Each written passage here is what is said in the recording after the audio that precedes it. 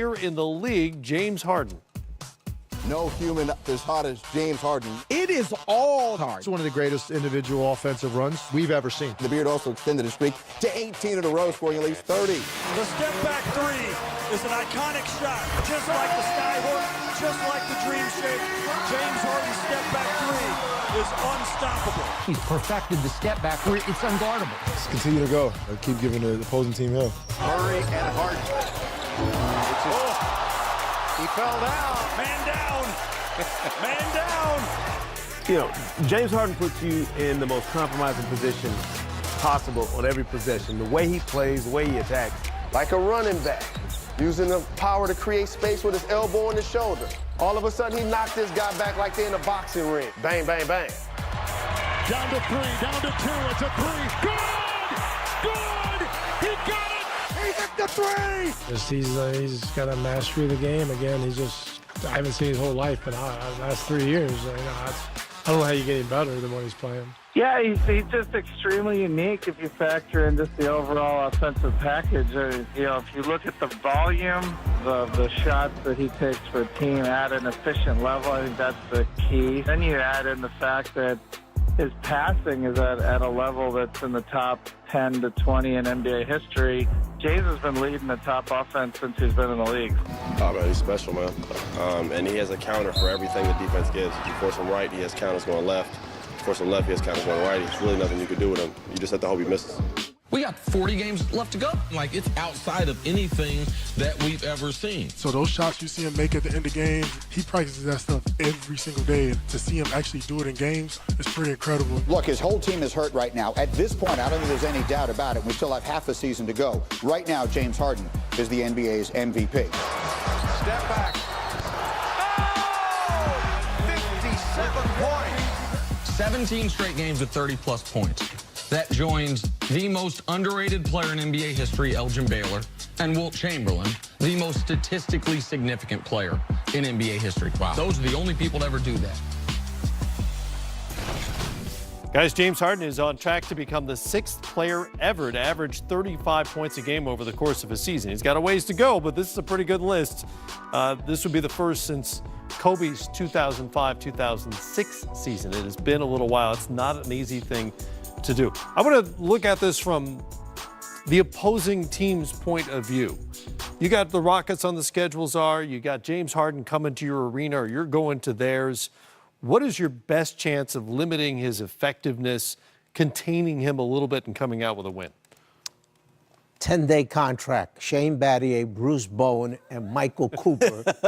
See if I can get them on. Okay, they're all available. And they're available right now for minimum, I would imagine. Absolutely. Minimum right now. I think you have to, first of all, you have to have the ability to change during the course of the game. I'm not sure you can give him 48 minutes of seeing the same exact defense. He's too smart. He figures it out. So maybe perhaps keep him off balance.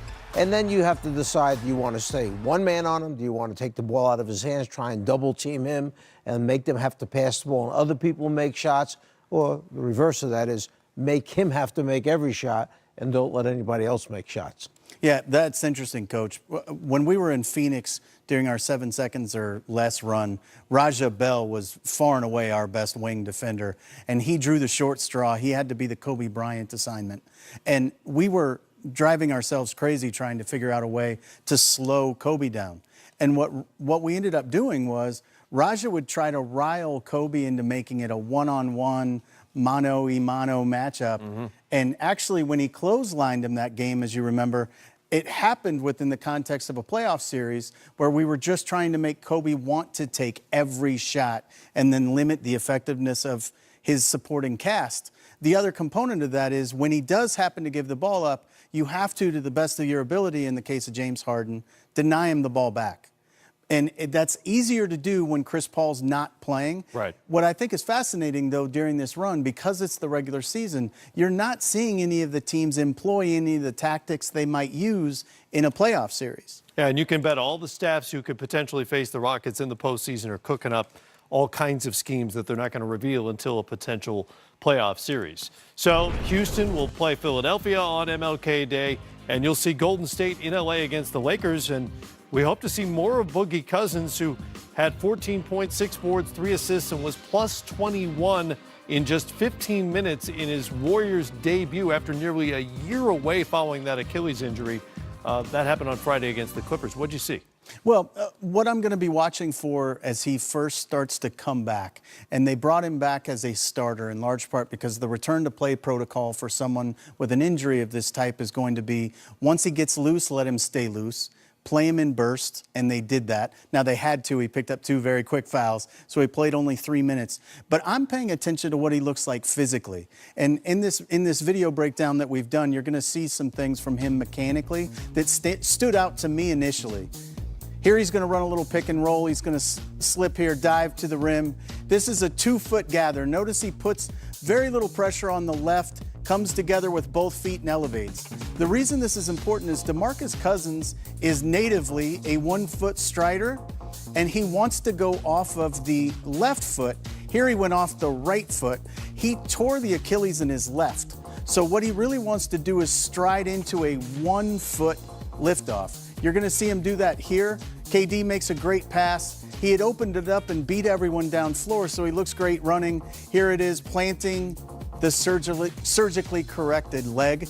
This is something that you're going to want to pay a lot of attention to because on a man that big who's a 1-foot strider, it's a big part of the reason he's never been overly efficient as a paint finisher. So it'll be interesting to see what happens coming back from this. You're nervous when you come back from a surgery, whether it's a knee, something like that, an Achilles, but it can be done. But a guy this large, this big, going in, he had to have some concerns that I'm finally back.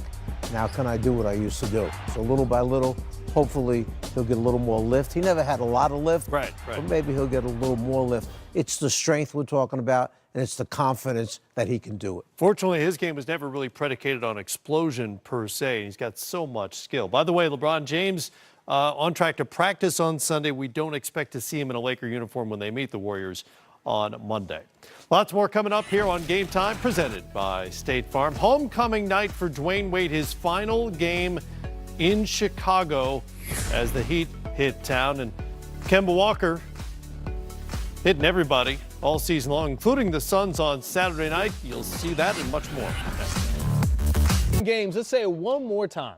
He's averaging 40 over the last 21. That last loss against the Nets, Harden scored 58. He scored at least 30 in 18 straight games. He'll look to continue that streak against the Lakers tonight at 8. What's been most impressive about what he's doing? I think being in shape. People say, that sounds too easy. Well, you have to, Boogie, you know this, you have to be in a certain kind of shape to put these kind of numbers up every night. I remember Tracy McGrady said it one day with Paul George, when you become that next level superstar, your legs have to be in a certain type of condition because you have to do it every night. It was like we were teasing about Kuzma. He got to 42 and then kind of fell off for a couple games and he got back hot again. He was like, wow, it is hard to get 42 every night. So now when you watch James Harden do it, you're like, oh my goodness. Yeah. After coming back from an injury this season to get his legs back in his condition to perform the way he is. And what's even more impressive to me is that, think about it, he's the #1 thing on the paper when you're trying to stop the Houston Rockets. Right. And he's still putting up these kind of numbers. It's very impressive what he's doing. Well, Mike D'Antoni says Chris Paul will return sometime next week. This week, the Rockets also lost Clint Capella 4 to 6 weeks following thumb surgery. So how much of these injuries are starting to mount up for this team that makes Harden's run even more ridiculous when you're considering he's not getting help from other guys? Yeah, he's carrying the load, man. I mean, obviously with CP being out, that hurts a lot. Capella being out, especially with rebounding and someone that dives to the hoop, gets the easy lobs and alley-oop dunks. It makes James Harden job that much more harder, but he's doing it. He's performing, he's carrying that team, he's getting some help from Eric Gordon, Gerald Green's playing very well. Other guys can step up as well, but it's pretty much all on James Harden's shoulders. Yeah, defensively it's going to be interesting to see how they play good team defense without Capella. Offensively, James has proven that he can hold down the fort till Chris Paul gets healthy. But now with Capella, who's going to be that rim protector? Who's going to get those big rebounds he was showing us this season? Well, that's an interesting question because according to multiple reports, Kenneth Faried is that guy. Now, here's a thing that's just concerning about him. He's played 44 games over the last 2 years, and he's not hurt. Why is that? because he hasn't been in Brooklyn's rotation, or should I say plan. He wasn't in Denver's plan. Once Jokic and Nurkic came on, we talked about in the meeting, he had just got that big contract. He said he saw the writing on the wall. He gets to Brooklyn, Kenny Atkinson said he's just not a part of the rotation, so that's what happened. But I will give him credit. He hasn't complained. He hasn't been a bad apple in the locker room. He's been going about his business. Now he's about to get bought out and possibly, go to Houston to all the conversation. If that happens, he will bring energy. That's how he made his name in this NBA, of running the floor, getting loose balls, rebounding, setting good screens, and rolling to the basket. And speaking of situations, you're a guy that understands it depends as a big what your situation is. For him to play with a guy like James Harden, look, he's averaged 13 points in his career. He's averaged 9 rebounds in a season in his career. Can he get back to that form? He's still just 29. Well, Houston's going to hope he does. He's very young. He's very fresh. He doesn't have a lot of miles on his legs right now. And the hope for Fareed is, like 3D said, he brings energy. There's always room for a guy that brings energy and effort. And if he can continue to run the floor hard, set good screens, roll to the hoop for alley-oops, play good defense, rebound the basketball, he can help that team out. Keeping with our theme of teams missing their key players, there's none bigger than one LeBron James for the Los Angeles Lakers, right? Well, they come into tonight against Houston riding a 2-game win streak. The Lakers actually 5-7 overall without LeBron now. That includes wins in 4 of their last 6. Of the young Lakers who seemingly are growing through this experience over the past couple of games, who's growing the most to you? Kyle Kuzma has been cooking. You look at his numbers throughout the stretch, 26 points, 7 rebounds, playing very well. Me and 3D talked about it last night with you, Chris. He plays downhill. He's a runner. He takes advantage of his opportunities. He shoots the ball from a pretty solid clip from the three-point line. He makes his free throws, and he's getting more consistent. And that's the big thing for me with him, because he can pick and pop. He can roll to the hoop. On defense, he can play the 2, 3 to 4, sometimes the 5, depending on who he's going against. So for him, in his second year, to be averaging 19 points and doing what he's doing, trying to hold that fort down offensively, doing a great job. I think for that OKC game was Alonzo Ball for me, and to hear him say that I'm playing with more confidence, I'm playing more aggressive now that LeBron's not on the floor. He's used to having the ball in his hand, so I'm saying to myself, guys, if Alonzo can play with this type of aggression and this type of focus and this type of confidence when LeBron comes back, then LeBron can say, okay, maybe I can take this quarter off because I know Zoe's going to do all the right things to keep things going. If I come out the game, we're up 10, I come back in, we're up 14 because Zoe is playing confident basketball. That's what I like when I saw in the OKC game. All right, focusing on this matchup, the Lakers have also lost to the Rockets twice, and that's with LeBron, and that's by an average of 12 points. All right, and James Harden scored 50 the last time these two teams went head-to-head.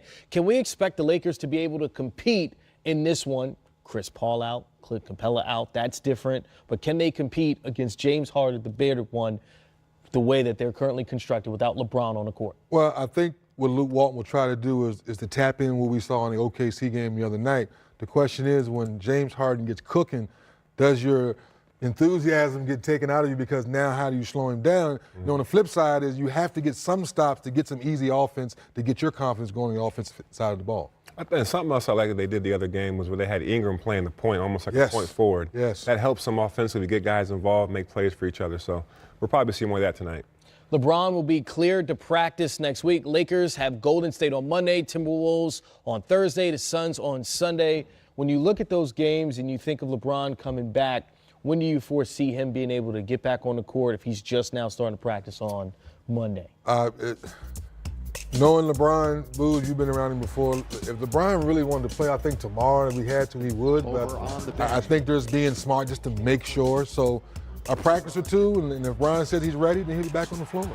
Yeah, LeBron's done a great job with his body. As you guys know, he barely ever misses any games, as we've seen throughout his career.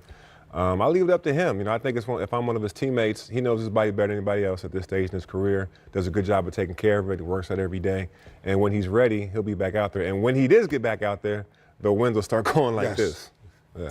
And if you go this, right? Because the Lakers in the standings, they were doing this before their recent win streak, winning 4 of their last 6. Does that take the pressure off LeBron to come back when, okay, the young guys are handling this right now, they're staying afloat, they've won 4 of 6, as opposed to, oh, wow, we're falling, we're almost out of the playoff picture in the Western Conference? I think it's the other way around, where when things were struggling, it might have been some pressure that maybe I come back a little sooner.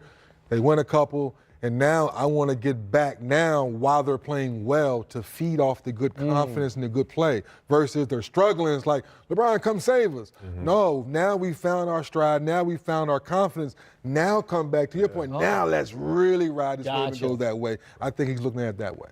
Yeah, I agree 100% because now these guys have stepped up. Kuzma's playing better.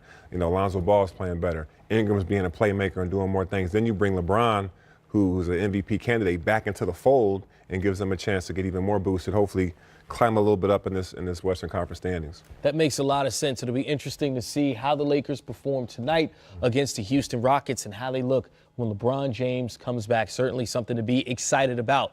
Russell Westbrook.